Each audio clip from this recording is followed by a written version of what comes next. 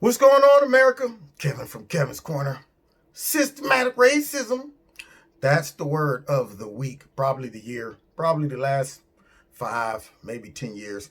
It was thought up in some think tank that a lot of liberals and politicians and globalists were sitting around saying, you know what? How can we come up with ways to, number one, divert all of the attention away from us, our lack of leadership, our horrible policies, and our diabolical scheme to run the world and have power and riches for ourselves, while all of those underneath us fight amongst themselves, because what we have done is created a system that makes them look parallel to each other and not vertically. They're looking around at each other like y'all all the problems, instead of looking up at the people who created the problems. You know what it reminds me of? Greek mythology. How you would have Zeus and Athena and all of those gods up there just playing with the humans. You know, they had the humans fighting amongst themselves, and it was the Greek gods who would sit back and say, now let's see, I wonder what would happen if we do this or drop this little narrative in there. And the people responded to it, not realizing that they were being played like chess pieces. And my question to those that allow themselves to do that is, are you going to be a pawn or a queen and king? Because at the end of the day, it's the king and the queens who matter on the chessboard. The rest of the pieces, I'm sorry, they're expendable. I mean, don't get me wrong. You got some bishops, you got a couple of knights. I mean, they're important. But when you lose that queen, game's over. Good chance. I mean, good luck trying to win that game after your queen's gone. And you know what happens when the king is gone. See, so now you just got a lot of pawns running in being sacrificed for those two. And when you look at people up there that drop this whole narrative into society, talking about some systemic racism, and we want that to be vague, so you can't really put a finger on it. But then you look at the people who are using this term and the cities that they run. Isn't it funny how in all of those liberal cities ran by liberal governors and mayors and all of that stuff, council people, all their cities seem to be suffering greatly from the systematic racism.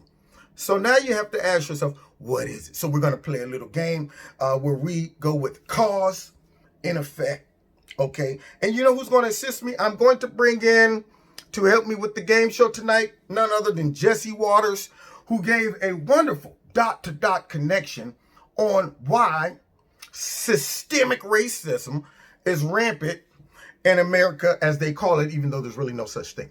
But here is, if they want a real breakdown of what it is, here it is, and here are the people who caused it. Now, ready? Give it to me. There are definitely ways that privilege is preserved here. Okay. I would agree with that. But it's bigger than what you think it is. Like what? Systematic racism takes place in liberal cities. What? I explained this on the 5. Hold on, Right. Jesse. The same liberal cities that are blaming Republicans for being racist, who these police officers that they hired in Minneapolis did all of that, and yet for some reason they don't take personal responsibility. All of a sudden now it's Trump, he's the racist, all of that stuff. And you know what?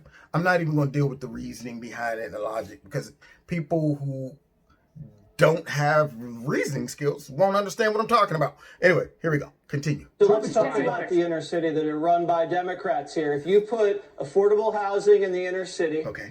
and then you send all the jobs overseas to China and Okay. you let illegal... So let me get this straight, Jesse.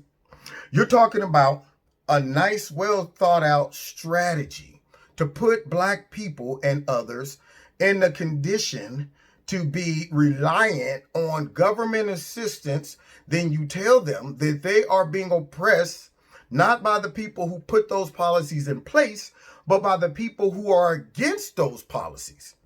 That's what you're telling me? So then the people who are saying, let's help you all learn to fish, and let's not constrict you to have to go to certain schools when you want to go to others.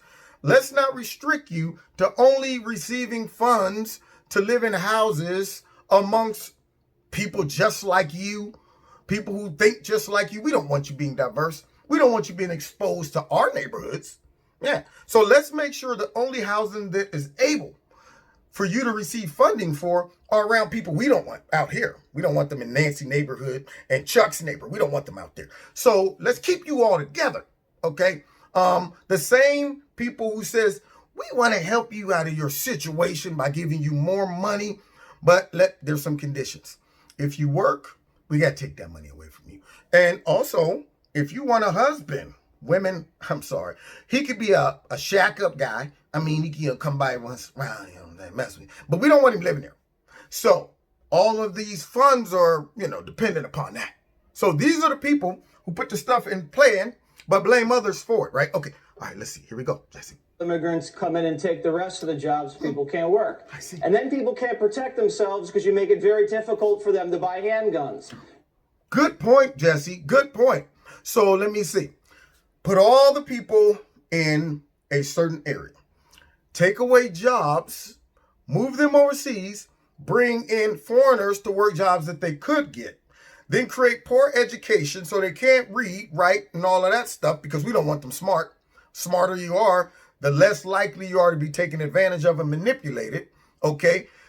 Give them no other culture to identify with or behavior to understand that the majority or the population outside of that environment won't accept certain behaviors that in your environment, since y'all all run with the same crowds, use the same dialogue and slang, y'all aren't going to push back against each other. So now these kids, young people, these people in this area, all develop behaviors that won't allow them to operate successfully outside of that environment, which makes them have to stay in that environment.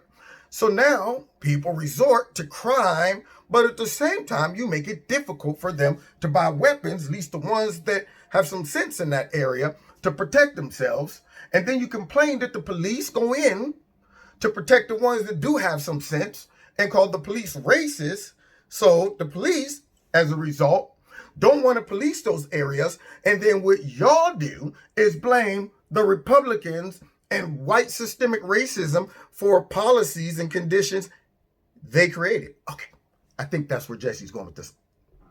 And then the only people that have the handguns are the criminals, and then you just get preyed upon and you can't defend yourself. And then the police come in and the police the area very aggressively. And anytime there's a bad apple, the union won't let you discipline the bad apple. And the police chief is in the pocket of the liberal mayor. And then the liberal mayor says you can't send your son and daughter to a better school. And then every election, they blame white Republicans that don't even live in the city and don't control any of the levers of power. And that's how the game's played. And that appears to be cause and effect. That appears to be someone who starts the fire and pretends to come and put the fire out.